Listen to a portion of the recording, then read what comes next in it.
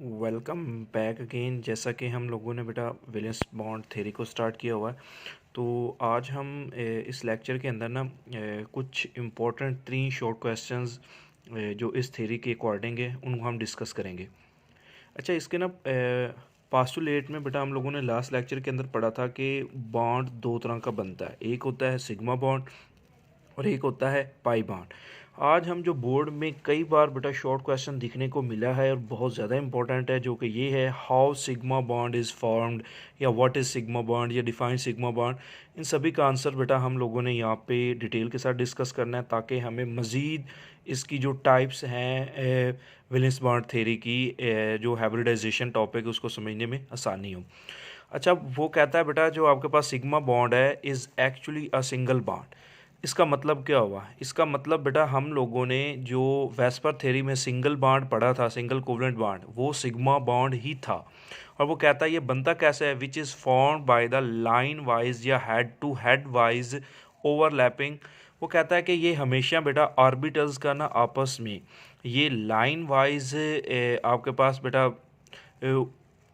Overlapping या head wise overlapping के साथ ये बनता है। और वो कहता है इसके अंदर जो दूसरा पॉइंट हमें याद करना, वो कहता है probability of finding electron is maximum around the nucleus joining two nuclear. अब इस चीज़ को ना बेटा यहाँ मैं आपको ना डायग्राम से समझाता हूँ। वो कहता है सबसे पहले ये बनता कैसे है, ये एक बेटा अब इन चीज़ों को ना सबको समझने के लिए आपको दो बातें याद रखनी है। ये चैप्टर नंबर 5 के एंड पे हमने पढ़ा था कि जो एस सब शेल होता है उसकी बेटा शक्ल हम ऐसे सफेरिकल ड्रा करते हैं, और जो पी ऑर्बिटल होता है बेटा उसको हम ऐसे डम बेल की तरह ड्रा करते हैं। सबसे पहले आपको बेटा इनकी शक्लों के बारे में पता होना चाहिए, कि क्योंकि यहाँ पे हम बार बार लिखेंगे नहीं, बस शक्लों के लिहाज से ही पाई और सिग्मा बॉन्ड की पहचान करेंगे। वो कहता है सबसे पहले मिसाल बेटा हाइड्रोजन गैस की लेते हैं। हाइड्रोजन गैस में चूंकि सिंगल बॉन्ड पाया जाता है, जो कि अभी मैंने आपको बताया कि कौन सा बॉन्ड होता है, पाई बॉन्ड होता है। वो कहता है एक हाइड्रोजन का एस सब शेल ये है, दूसरे का ये है। बेटा ये एक दूसरे के साथ, ये देखो यहाँ एक दूसरे के साथ करीब आते हैं, तो ये हेड टू हेड इसे बोलते हैं, या इसे साइड वाइज हम ओवरलैपिंग का नाम देते हैं। और ये स्टार्ट इस तरह से बॉन्ड बनना होता है, फिर बाद में ना कुछ इस तरह से जो दोनों के इलेक्ट्रॉन्स होते हैं बेटा, वो इस तरह से एक जो एटम का न्यूक्लियस हाइड्रोजन का ये है, दूसरे का ये, इसके गिर्द इस तरह से बेटा घूमना शुरू हो जाते हैं। और वो कहता है आपके पास के इलेक्ट्रॉन्स का पेयर जिसकी वजह से बॉन्ड बना है उसको जो फाइंड करने के चांसेस हैं बेटा, या उसकी जो आपके पास प्रोबेबिलिटी ऑफ फाइंडिंग इलेक्ट्रॉन होती है, वो उस लाइन के अराउंड होती है, हर तरफ होती है, मतलब इर्द गिर्द होती है, जो दोनों एटम्स के आपस को न्यूक्लियस में मिलाती है। अब यहाँ पे ना एक एमसीक्यूज बेटा क्लियर होता है कि एस और एस ओवरलैपिंग जब भी होती है तो कौन सा बॉन्ड बनता है बेटा, पाई बॉन्ड बनता है। अब हम ना एक और एग्जांपल में बेटा देखते हैं, एच एफ आपके पास मॉलिक्यूल है बेटा, उसके अंदर हम देखते हैं कि किस तरह से बॉन्ड बनता है। एक बात बेटा ना आपको याद करना है कि इस थ्योरी के अंदर हमें चीज़ों को ना बॉन्ड बनता कैसे उसको देखने के लिए ना वैलेंस शेल्स की हमें रिक्वायरमेंट होती है। और अभी पास्टुलेट के अंदर मैं आपको सारी चीज़ें बता के आया हूँ बेटा। वैलेंस बॉन्ड थ्योरी के अंदर प्रीवियस लेक्चर में उसका पास्टुलेट ही यही था कि वैलेंस शेल के अंदर वो ऑर्बिटल्स इलेक्ट्रॉन जो बॉन्डिंग में हिस्सा लेंगे, जो आपके पास क्या होंगे, जो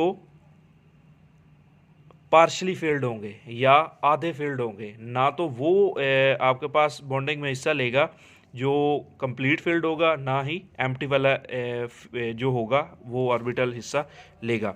अब यहाँ पे एच एफ मालिक्यूल की बेटा एक एग्जांपल मैंने दी है। हाइड्रोजन का पहला शेल वैलेंस होता है, फ्लोरीन का एटॉमिक नंबर 9 होता है, उसकी इलेक्ट्रॉनिक कन्फिग्रेशन मैंने यहाँ पे लिखी है।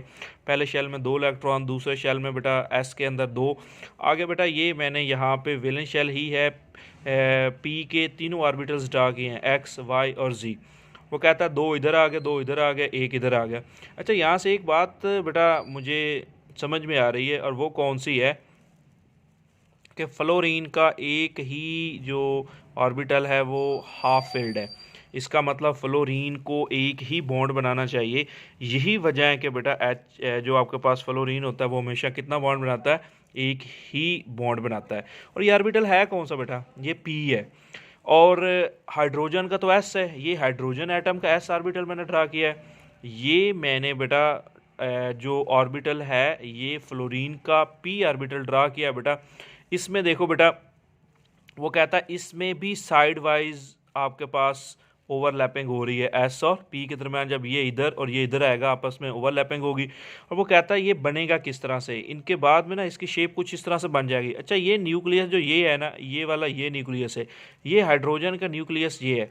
अब वो कहता है चूंकि ये जो आपके पास एस और पी ये आपस में मिलते हैं, तो इसीलिए इस साइड का जो बेटा हम लोगों ने बेटा लोब ड्रा करना है या ऑर्बिटल ड्रा करना है, वो साइज़ में थोड़ा सा बड़ा ड्रा करना है क्योंकि इधर ओवरलैपिंग हो रही है। और इस जो ये वाला है ये छोटा ड्रा करना है क्योंकि इधर ओवरलैपिंग नहीं हो रही। अब यहाँ से दूसरी बात समझ में आई कि एस और एस ओवरलैपिंग से तो सिग्मा बॉन्ड ही बढ़ना है। तो यहाँ से हमें पता चला कि बेटा एस और पी के दरमियान में भी हमारे पास बेटा जो सिग्मा बॉन्ड है वो बन सकता है। और कब बनेगा, जब उनकी लाइन वाइज ही ओवरलैपिंग होगी। अब एक और बेटा एमसीक्यूज़ है कि पाई बॉन्ड को हम बाद में डिस्कस करते हैं। यहाँ पे वो कहता है कि जो हमारे पास पी ऑर्बिटल्स होते हैं वो भी आपस में मिलकर सिग्मा बॉन्ड बना सकते हैं। किस तरह से बना सकते हैं वो बेटा हम फ्लोरीन की एग्जांपल से समझेंगे। फ्लोरीन की इलेक्ट्रॉनिक कन्फिग्रेशन ऊपर भी मैंने समझाई है, नीचे भी बेटा मैंने वही लिखी हुई है। वो कहता है फ्लोरीन का एक एटम है ये, उसका वैलेंस शेल ये बेटा उसका एक ऑर्बिटल खाली है। इसी तरह से दूसरे फ्लोरीन का ये खाली है। वो कहता है एक फ्लोरीन के एटम का ये बेटा पी ऑर्बिटल है, दूसरे का भी पी है। जब ये एक दूसरे के करीब आएंगे तो बेटा इसका हेड और इसका हेड आपस में ओवरलैपिंग करके इस तरह से बेटा इस जगह पे बॉन्ड बनाएंगे, ओवरलैपिंग करेंगे। और चूंकि सेंटर में हेड टू हेड बेटा उनकी ओवरलैपिंग हो रही है, तो इसलिए बेटा नीचे मैंने ये बीच वाला जो है इस चीज़ को बड़े लोब के साथ ड्रा किया है ताकि आपको बेटा समझ लग जाए कि जिस जगह पे बॉन्डिंग हो रही है, ओवरलैपिंग हो रही है, वो वहाँ से साइज़ बड़ा हो जाता है। और ये न्यूक्लियस बेटा ये वाला है और ये न्यूक्लियस ये वाला है। और साइड वाले हम लोगों ने इसी तरह से क्या किया बेटा, थोड़े ही लोब ड्रा किए हैं साइज़ में। तो यहाँ से एमसीक्यूज़ की हमें समझ में आती है बेटा कि सिग्मा बॉन्ड कब बनता है, जब पी और पी के दरमियान में होता है।